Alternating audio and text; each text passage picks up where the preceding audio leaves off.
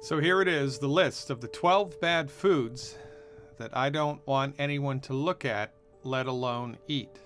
Are you ready? By the way, this is the last time that you will like me. Wheat, barley, rye, oats. That's right, whole grains. Wheat, barley, rye, and oats. Bad dog, no biscuit. Oil in a bottle, fried food. Meat cooked well done. Meat that has nitrates added as preservatives. The skins of baked potatoes, yams, sweet potatoes. A carbonated beverage with a meal. Carbonated beverages with a meal, I don't care if it's Perrier, sparkling water, beer, club soda, or champagne.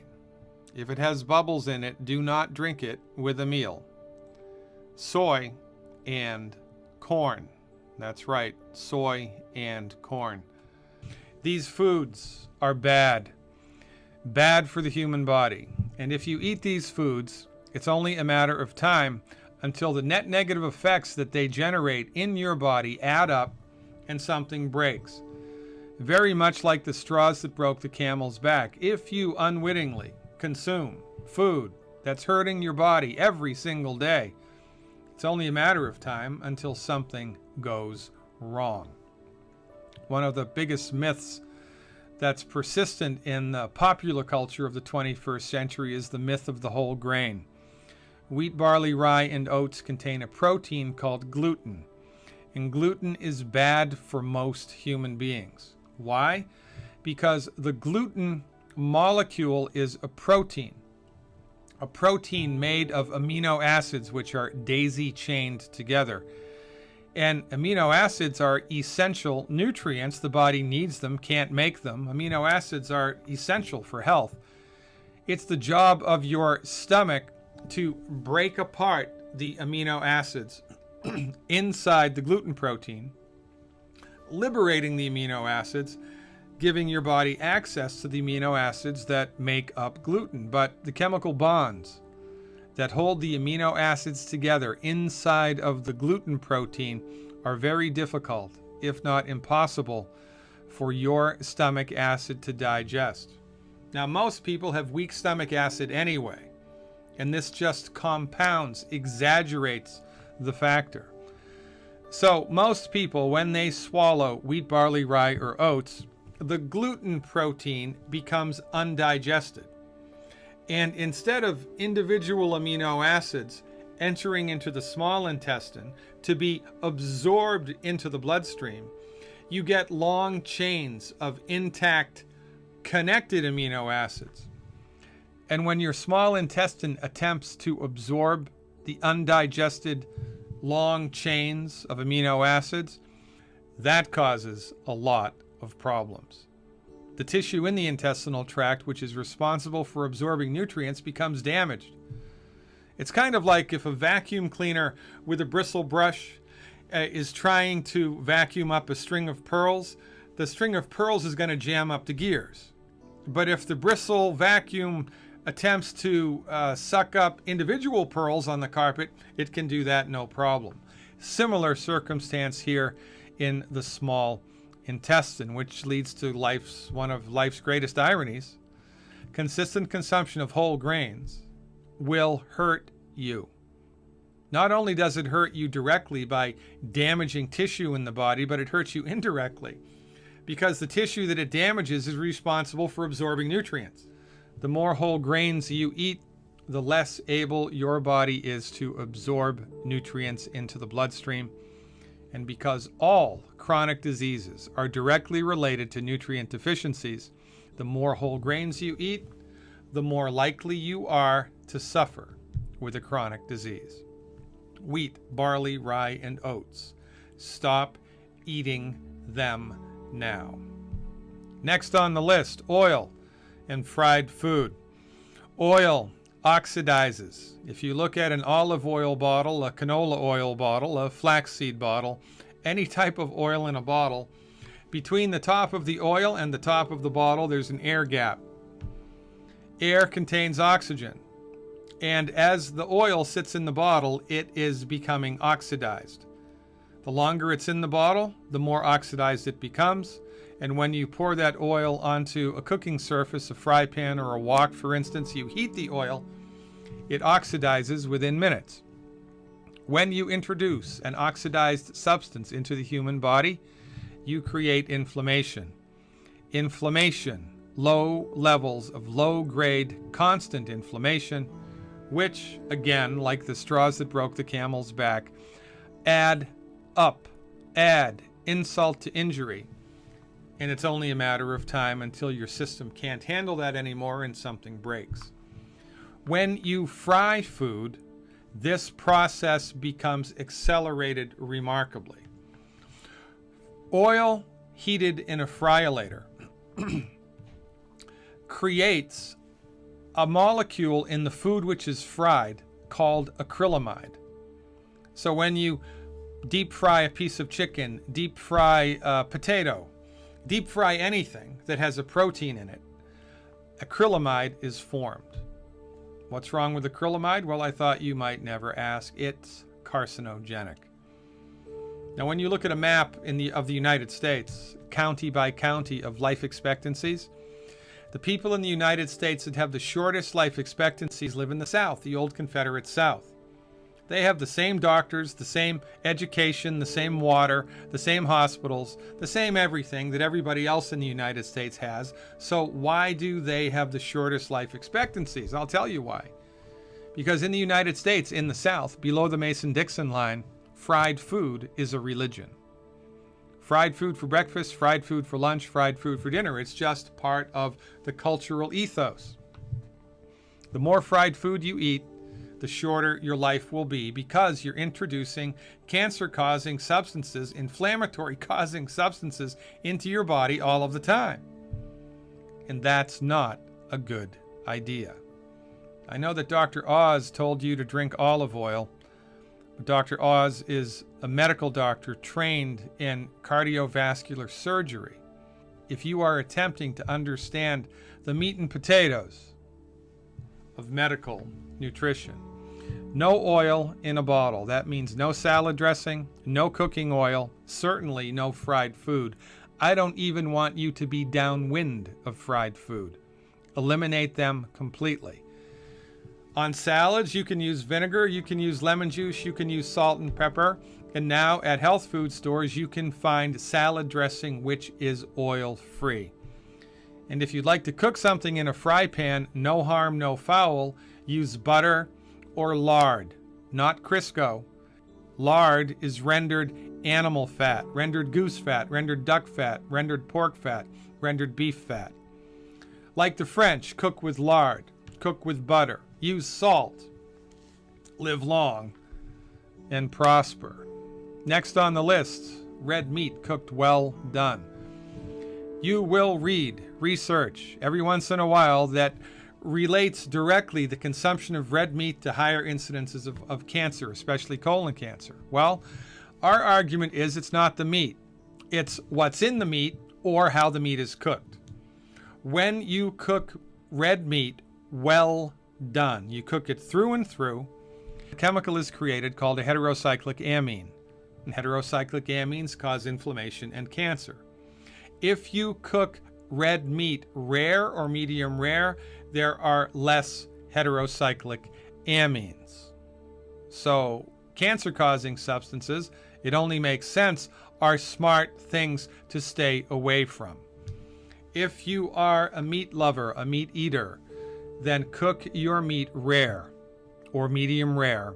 And if you use a grill, wrap it in aluminum foil, because the grill marks on the steak are not only carbon, but they're heterocyclic amines. So avoid that noise and optimize the structure and function of your body moving forward. It's not the meat, it's how it's cooked or what's in it, which leads us to the next thing on the list, meat that has nitrates added as preservatives. deli ham, deli turkey, bacon, pepperoni, sausage. There are a lot of meats which the butcher injects nitrates into to keep the meat looking nice and red in the deli case. Only problem with nitrates, when they're heated, they turn into a chemical called a nitrosamine, which is carcinogenic. So our recommendation, avoid meat that's been injected with nitrates. This is easier than you think. If you shop at Whole Foods, all the meat that's available in a Whole Foods marketplace is nitrate free. If you have a local butcher, tell your butcher that you have an allergy to nitrates. You don't. But if your butcher thinks you're allergic to it, then he will make sure the meat that he or she sells you will be nitrate free. No nitrates, no cancer, no inflammation. Get it? Got it? Good. Next on the list, the skins of baked potatoes, yams, or sweet potatoes. You know when the skins get nice and crispy because they're twice baked or thrice baked, right? Well, the skin of the potato, when it gets crunchy and crispy like that, is loaded by virtue of the heating process with heterocyclic amines. Heterocyclic amines, now you know, cause cancer and inflammation. So if you want to eat a potato, a yam, or a sweet potato that has a crispy crust, crispy skin, don't eat the skin. You can eat the potato part, but not the skin. If you'd like to eat the skin, then you can boil the potato, yam, or sweet potato, or put them in a crock pot. When the skin is crunchy and crispy, you must not eat it. I mean, if you breathed in asbestos every day, it's only a matter of time until you get mesothelioma, right? If you work in a coal mine without a mask, it's only a matter of time until you get black lung. So stop eating food that's gumming up the works. Stop eating food that's hurting you. And you're going to go a long way towards supporting and promoting your body's ability to fix itself. Carbonated beverage with a meal. Why is that, Dr. Glidden? Well, the bubbles in your carbonated beverage. By the way, I don't care if it's beer, champagne, soda water, Perrier, sparkling water, ginger ale, soda pop, anything at all that has bubbles in it. The bubbles are carbon dioxide. Carbon dioxide has an interesting property. It reduces acidity. It neutralizes acids. Carbon dioxide neutralizes acids. So when you drink something with bubbles in it during a meal, you're neutralizing the stomach acid in your stomach. And this is not a good idea.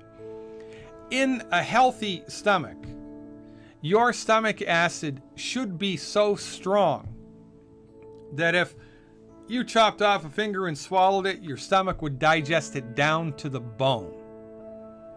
Your stomach is a bag of acid. The stronger the acid, the better. But when you drink a carbonated beverage immediately before or during a meal, you impede the digestive process of the stomach by neutralizing the stomach acid.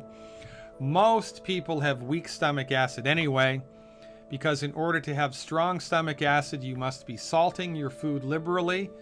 Your body needs the chloride that's in the salt to make strong hydrochloric acid. And you also need calcium in order to have the acid squirted into the stomach from the chief cells in the stomach. Chief cells make the hydrochloric acid and they squirt them out into the stomach. If you're calcium deprived, deficient in the trace mineral calcium, the introduction of hydrochloric acid into the stomach will be compromised. Now, most people have been told by their medical doctor to be on a salt-restricted diet, and most people are deficient in calcium. So most people's stomach acid is weak to begin with, and then when you pour a carbonated beverage into the stomach on top of weak acid, it's super weak, and you're not going to digest hardly anything out of your food. Soy and corn. That's right, soy and corn. These are recent additions to the list. Previous to October 2015, we considered 10 bad foods.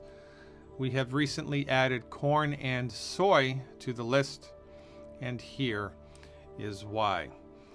Corn and soy are amongst the most genetically modified, genetically engineered foods available on planet Earth, and they are abundantly, copiously, profusely sprayed with an herbicide called Roundup, the scientific name for which is glyphosate. Recent data released by the World Health Organization, of all places, the World Health Organization, classifies Roundup as a carcinogen, a cancer-causing agent. And research also links directly the use of genetically engineered food, the consumption of genetically engineered corn and genetically engineered soy with 4 different types of cancer and deaths from high blood pressure, deaths from stroke. Let's look at the numbers. This first chart here shows the incidence of liver and bile duct cancer, liver and bile duct cancer. The red line, which you'll see going across the chart, is incidence of these types of cancer when Roundup has been applied to corn or soy, whether it was genetically engineered or not. The blue line shows rates of cancer when people have consumed genetically engineered corn and soy. So you can have naturally occurring corn and soy that's had Roundup sprayed on it, and or you can have genetically engineered corn and soy that has or has not had Roundup applied to it. That's what the red and the blue lines signify. The yellow bars, the vertical bars on this chart, are the incidence of the different types of cancer. Now, interestingly, on this chart, you'll see a green bar going across at about a 35-degree angle. That green bar represents the incidence of, in this case, liver and bile duct cancer that we would expect to be happening from historical trends. What we would expect to see happening from historical trends. And this, of course, is juxtaposed to the increased incidence of these types of cancer when people are eating genetically modified corn and soy and or corn and soy that have been sprayed with the herbicide Roundup. You can see in this case, liver and bile duct cancer, a remarkable correlation between the two. Next on the list, kidney cancer. It's a similar list. It's harder to see the trend here, but the trend exists. The incidence of kidney cancer has increased since the introduction here of genetically engineered corn and soy, and or the consumption of corn and soy that has been applied, sprayed with Roundup. Bladder cancer. This is an easier trend to see. Bladder cancer here skyrocketing. Bladder cancer, that's not good. So far we have liver cancer, kidney cancer, bladder cancer. That can't be good. Thyroid cancer as well. Now this is interesting because you see the green bar here is the trend. The trend, it's a vertical trend. There wasn't really any increase in the incidence of thyroid cancer. But then we start eating genetically modified corn and soy, and or corn and soy that has Roundup sprayed on it. Boom, dramatic rise in thyroid cancer. Deaths from high blood pressure. Deaths from high blood pressure. Another dramatic correlation here. You can see the green bar going across, which is what we would expect from past historical trends. Since genetically engineered corn and soy and Roundup have been applied to these products, a startling increase. And last but not least, deaths from stroke. You can see, again, a remarkable increase. Now, any one of these increased incidences would be enough to stay away from this stuff, right?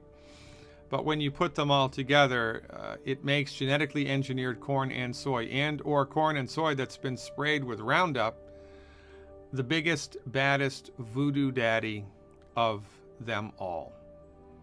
Now, in the United States, believe it or not, it's not that easy to discover whether or not your corn or your soy, which is labeled organic, is actually organic. So you have to do your homework. Whole Foods, interestingly enough, has a very good labeling system through which they help you, the consumer, determine whether or not, or the extent to which, the food that you think is organic actually is organic. Unless you grow your vegetables and fruits yourself in the United States, it is virtually impossible to tell whether or not it has in fact been genetically engineered. Moral to this story is just avoid corn and soy unless you know for sure it's not genetically engineered, it's heirloom corn and soy, and absolutely positively it's not been sprayed with the pesticide Roundup. Interestingly enough, this should also extrapolate into corn syrup, which the food industry is putting in just about everything these days.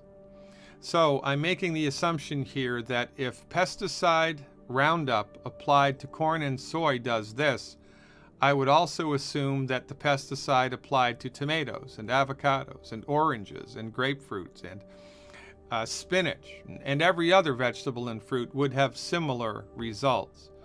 That's an extrapolation.